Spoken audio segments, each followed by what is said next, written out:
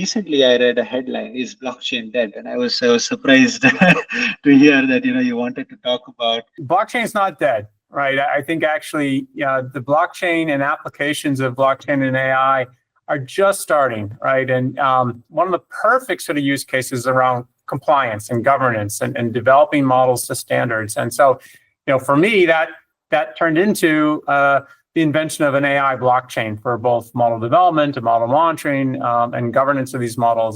And we use it at FICO. It's used for every single model that we develop so that we can ensure that we follow a model development standard. So I'm very bullish on it, and I actually think there'll be more applications of blockchain in our AI space to come.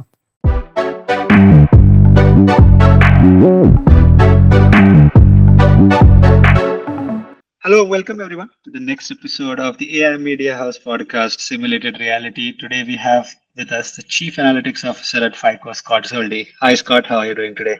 Hi, I'm very good. Excited to be here. Fantastic. Thank you so much. We are going to talk about blockchain. I am super excited to be talking to someone about blockchain after a while. Because recently I read a headline, "Is blockchain dead?" And I was surprised to hear that you wanted to talk about blockchain, and I'm very curious about your journey as to why you're so passionate about it before we dive into some of its applications in finance and the overall topic that we have decided to discuss today. Yeah, well, I appreciate you having me here. Blockchain is not dead, right? I think actually the blockchain and applications of blockchain and AI are just starting, right? And I'll tell you that it's not an obvious sort of marriage, right, of the two technologies. But I got convinced because I was faced with a sort of a dilemma, like how do you, and this was a previous CTO at FICO many years back, and he said, "Well, Scott, how can you find a useful application for AI and blockchain?" And I thought, and I said, wow, one of the perfect sort of use cases around compliance and governance and developing models to standards. And so, for me, that turned into the invention of an AI blockchain for both model development and model monitoring and governance of these models. And we use it at FICO. It's used for every single model that we develop so that we can ensure that we follow a model development standard. So I'm very bullish on it, and I actually think there'll be more applications of blockchain in our AI space to come. That's fantastic. In the drive to embrace AI solutions, particularly in finance, are firms, sacrificing model governance and validation, and how can blockchain ensure accountability without restricting innovation? Yeah, so I think one of the challenges is this, right? Many teams that have a formal model governance function, they struggle with how to properly govern and do the model governance of AI and machine learning technology. So, for example, many choices of machine learning algorithms that you want to use are not transparent. They're not explainable to a certain level, and maybe not to a regulatory standard. And so, when you go through a model governance process, or very often it's not done well, right? Because it's very hard to figure out. Sometimes that's because they're starting off with the wrong algorithm to build these sort of AI solutions with. And so I do think that driving sort of this drive to embrace AI solutions has put many model governance teams on the back foot, trying to figure out how to validate and ensure they understand how it works. But the problem is they're making the wrong decisions. The model developers are at time zero. And so blockchain can help with that. And the way that it helps with that is it basically says, listen, this is a tough problem, and we don't want to have 100 data scientists using AI in 100 different ways and then throw it all on a model governance team who don't have all the sort of aptitude maybe to challenge that. Let's go define what it means to develop AI and machine learning, which algorithms are going to be transparent and explainable and ethical and auditable, and then force that as a standard. And that's where blockchain comes in, because if we develop a standard for how all models will be developed, let's say in the area of credit risk, right? It has to be, for the areas of credit risk, you have to use an interpretable neural network, right? A specialized type of machine learning model that is transparent.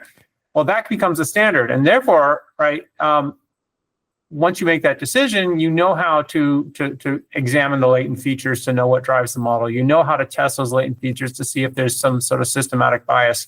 And so then the company gets specialized. They get super expert in specific sort of algorithms. And that's what the blockchain enforces. It basically says you must use these algorithms, you must do these tests, you must follow these standards. It's a corporate standard. And the model doesn't get released until all that is met. And that's what blockchain can allow us to do, is to basically demonstrate that a standard was followed. Fantastic. AI algorithms are known to have biases, that can have influence, or they basically, if they have been able to, as you mentioned, they've been very black box, especially more the complex models and more the complexity we try to achieve, we are unable to kind of improve explainability. The benefits that you just mentioned, and just a while back around blockchain, one of the finer details of it has been that blockchain can be an auditor around it, right, around some of the applications. Can you explain a little bit as to how, taking an example probably from the financial industry, right, and also help us understand how it is making this entire process of understanding the models more easier rather than making it a little more complex than what it already is? Yeah. So blockchain in itself, right? I view it as the traffic cop, right? It's basically going to say, we have a best practice, right? And every organization has a best practice. So, for example, if you wanted to look at, credit risk in the area of financial services, right? The EU Act says that that's a high risk AI, and it can be, right? Because the lack of transparency of many machine learning models would cause an inability to understand what drives the score and how that score maybe will be different for different types of people. So it's a serious sort of challenge, right? From a corporate perspective, we can say, hey, you cannot use a dense neural network. You cannot use a deep learning model. You cannot use a stochastic gradient boosted tree, but you can use, right, let's say an interpretable neural network. And these interpretable neural networks, right, they are designed so that a human being can inspect all the latent features. So essentially what activates that score to be high or low. That blockchain then will basically insist that if it's a credit risk model, it must use these interpretable neural networks. Right. And so the auditing comes down to the fact that when you want to develop one of these models, you have to satisfy all the requirements associated with the blockchain. And one of those would be, hey, it has to be an interpretable model. Second, you have to run these ethics tests on these subpopulations of people. Third, you need to have both the doer, right, the person that's doing the work to demonstrate that. You need to have a tester that verifies it, and you have to have an approver, right? So now there's 3 human beings that literally have to sign the blockchain, right, and say that it was followed, right? And in addition to that, to provide the proof of work. And so that auditing function occurs in the model development process. And that's very different than the way many model governance teams work today, where they're going to be asked to go comment on the model after it's been built. Well, that's a little too late, because if you made the wrong decision, on day 2 of a 3-month project, right, then you have to unwind that entire project, or maybe just throw away that model and start over again. Whereas here we say, hey, we as a corporation, right, are aligned that this is the technology that's acceptable to use. This is how we will ensure that the proof of work that we need to see from an audit perspective. And then blockchain will basically ensure that those technologies have been used, that we have 3 different sign-offs, including someone like myself or a very senior analytic person in the company that's been an approver to show that both the doer and the tester has done it properly, right? And moreover, it's on the blockchain for all time, right? And so that is the auditing function. So later on, we can go look. Well, why did this decision get made? Well, it was made by Julie and Tony and Scott, and these were the rationales. This is the proof of work, right? And it shows that level of transparency and an ability to audit that model. But it's an enforceability tool, frankly. One of the questions that I have following this answer of yours is there are some characteristics about the blockchain model that are inherent to it, right? The decentralization of it, and some of the ways that it functions, and the ability to kind of track different transactions that happen on it, and the identity it is able to mask. So some of these characteristics, right? The specific example that you gave from the auditor, can you help us understand why these characteristics of blockchain are able to do it more better than probably like a centralized internet?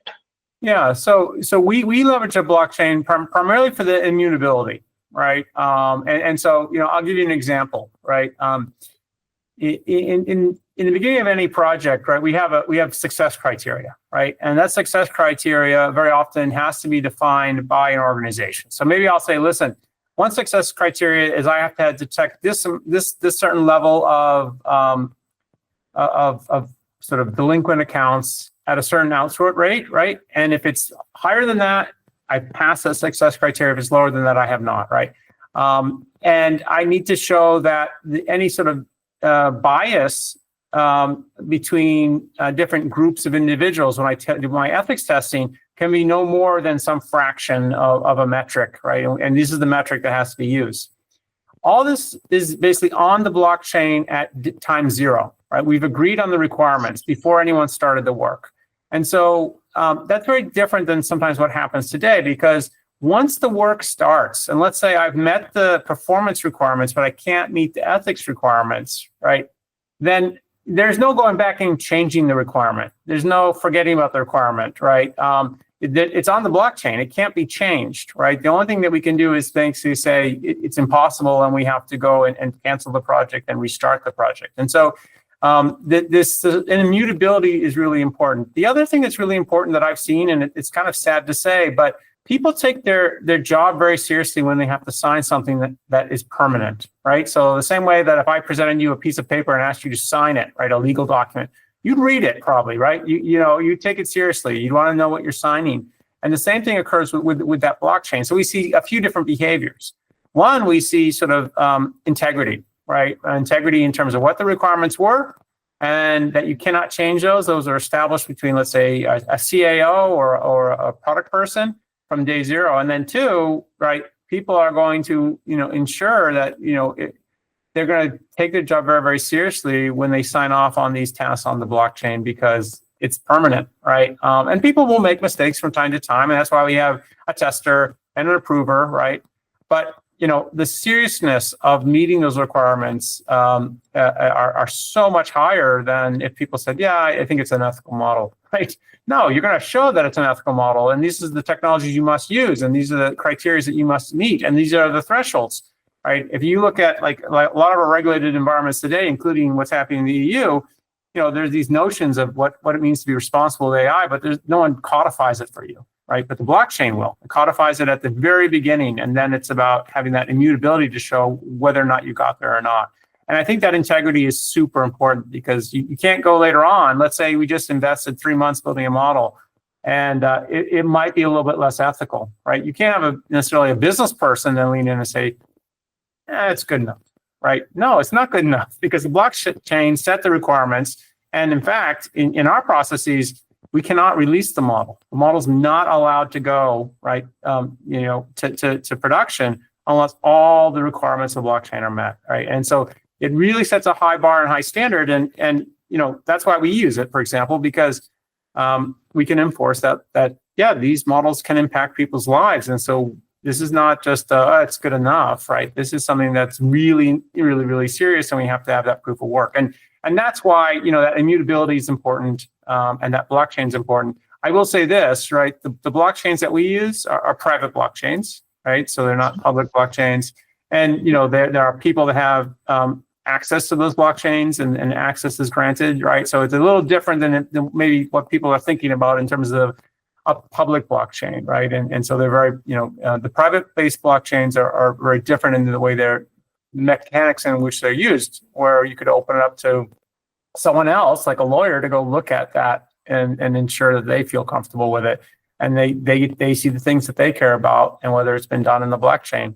In this case, do you think that blockchain becomes the de facto mechanism for auditing AI? Do you envision that happening in the coming future? What are some of the actions that you need to take to for for a larger scale adoption apart from this thing, and get you as excited, get the industry as excited about blockchain as you are? So I think it may become the de facto standard, right? I mean, I think there's just too many benefits to an AI development organization, right? Because you think about, like, you still have statistics that the majority of models that are built never find their way into production. And there's lots of reasons why, but some of it's the lack of following a standard, right? And so one of the things I try to talk to people about with this is, you can enforce a corporate standard, and that's important, right? So how the models were built properly. And when you have hundreds of data scientists, right, you need a way to make sure they're all building models the same way. And this is a way to align all that workforce. Moreover, right, it allows us to specialize on the algorithms. Like, as I said earlier, become super expert on what are the algorithms we can use for credit risk? What are the algorithms we use for bias, right? And have those really hard conversations potentially with the governance teams, with your ET, with your board, right, or with regulators, and say, this is how we're going to address interpretability. This is how we're going to address ethics, right? And if we improve those algorithms, they get spanned over hundreds and hundreds of data scientists because it's part of the standard. So, like, you get to be a very, very high impact organization that way. The third one, which I've recently talked more about also, is the quality of the analytics is so much better that organizations, even if they cared less about responsible AI and doing things properly, right, just from an efficiency perspective, that the model will work because you followed standards, right? You don't have people injecting code or experimenting on things that impact human life, right? Research is great. We do tons of it. I do tons of it, right? But we don't do it directly in a model that is going to impact your life or someone else's life, right? You're not my guinea pig. And so therefore, we need to control for those things too. And so we've seen quality of models go way, way up because, they have to be part of standard set of codes, standard set of features. And all of a sudden, I've seen quality issues, improve like 90, 95%. In fact, sometimes never having to pull a model back. And I think big, serious, AI software companies like FICO that are participating in this golden age of AI, we need to have the right sort of, production tools to assist us to do this, right? The same way that software development has tons of tools, right? In terms of, the code repositories and the repos and the regression testing and all this good stuff you do from a software development and engineering perspective. AI doesn't have the same sort of grown-up sort of tools and methodologies. And I think AI blockchain will be one of those things that will do that for the AI community. And in fact, given how complicated it is and given how we are in this golden age of AI and how AI is showing up in so many different types of decisions that impact human life, you're going to want to be able to have a standard and you're going to want to be able to show that was enforced. I see your vision. What are some of the challenges do you foresee us as an industry to kind of make an adoption? Obviously, apart from the technologic factors of it, right? What do you envision as some of the challenges in terms of, let's say, the politics of it or some of the other questions of it? I'm sure some of the benefits that you mentioned might not be of the best interest for everyone. The way we are structured as an industry. What do you envision some of the challenges in your vision, and how do you foresee overcoming them? I think one of the key challenges is the definition of a standard, right? So that and then you need to bring leaders together, right? And analytic leaders have strong opinions, right? AI leaders have strong opinions. We're constantly confronted with new technology. We're constantly wanting to try new technology, right? And we need to have hard discussions, right? Research is important. Research has to be in its own sort of sandbox, right? But when it comes to production model development, like, what are those algorithms that we're going to align on? So, who are the top 10 leaders in a company, analytic leaders, and getting them to align on a standard? That could take some time, right? And it'll take some arm wrestling and some emotion and some anger or whatever else. But eventually, everyone sees the benefit, right? And so I think that's one thing, right? So many organizations, I think more than 60% that we survey of just financial services organizations, at least a year ago, didn't have any standard, right? Which is scary, right? So that the work to get to that standard is important, and it's going to be a little bit of your top execs in AI and machine learning and analytics having to have it out a little bit, but it's for the benefit of the company, right? The other sort of challenge is like scientist adoption, like depending on the scientist and depending on the organization and depending on how they ran their lives from a day-to-day basis before something like a blockchain. They could say, listen, you're impacting my freedom to choose my algorithm, and we're not innovating quickly enough because I just saw this thing pop up on GitHub and I want to try it, and and they're not doing the risk analysis of using this, may not understand the algorithm. There are really good reasons, and so that's more of a cultural shift, which is like, hey, there's plenty of time to experiment, right, and there's plenty of ability to change a standard, right. But let's agree on what works today, what we all have comfort in, right? And then you make the use case of which technology you want to bring in. I've generally seen that that's not the biggest concern. Most scientists, frankly, get depressed when they build things that get rejected by model governance, or they build things that never get deployed, or they build things that when it is deployed, there's a big crisis around that model, right?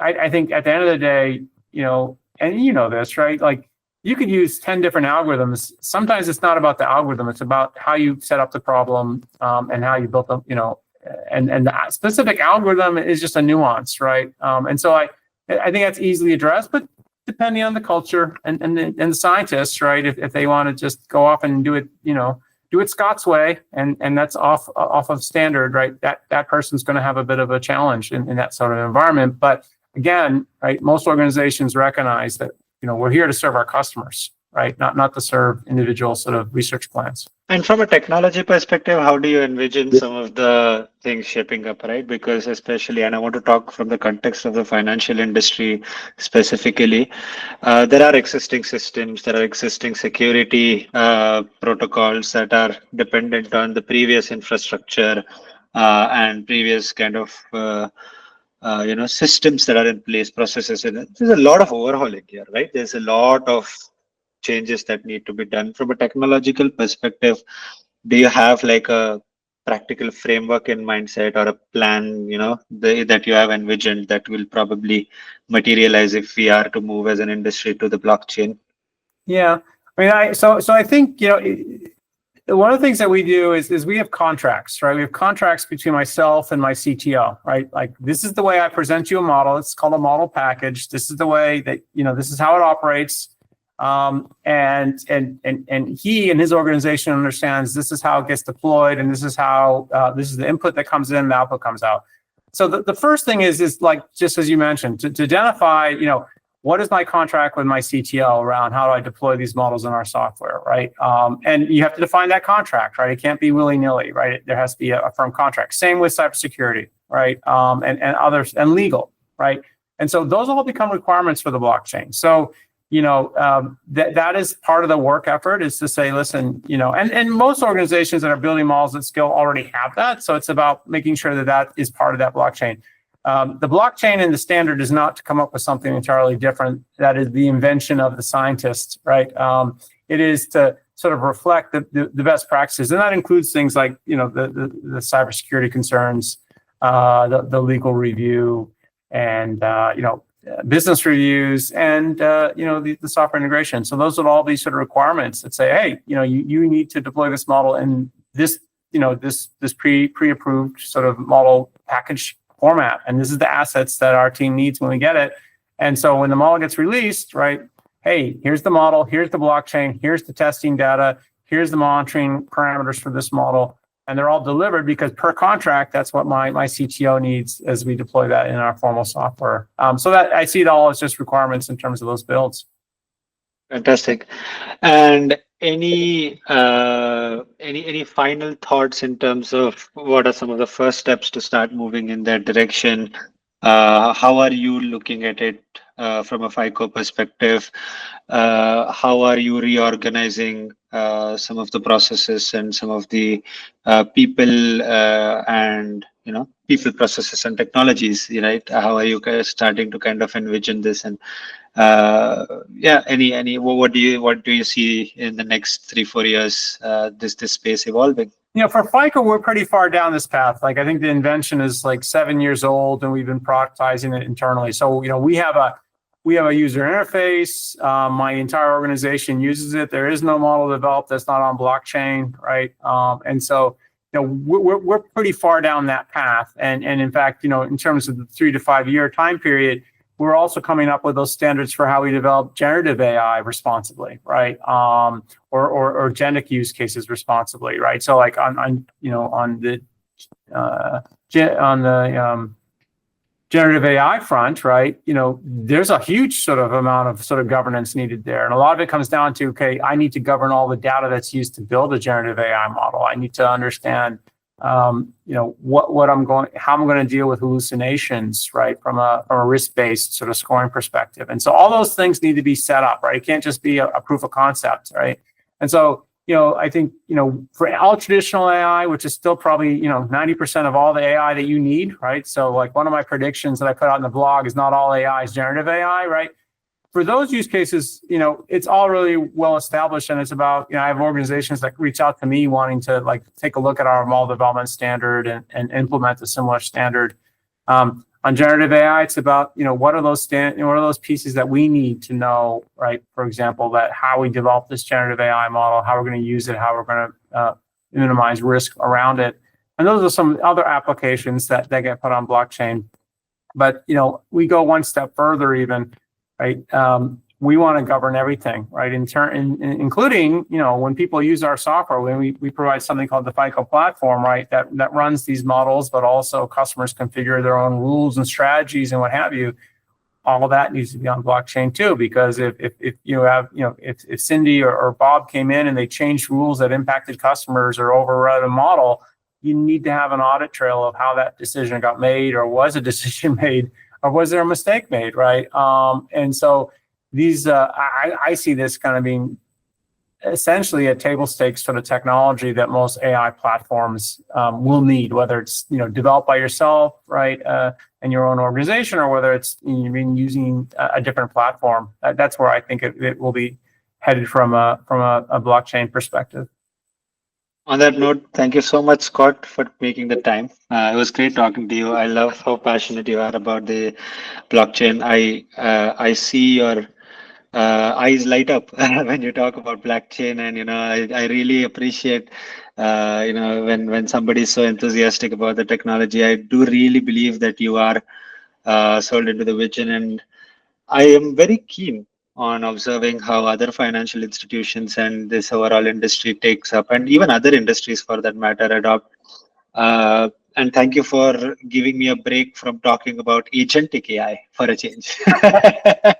My pleasure. There's more to the world than agentic AI. There's plenty more. So, my Thank pleasure. you so much. Thank you.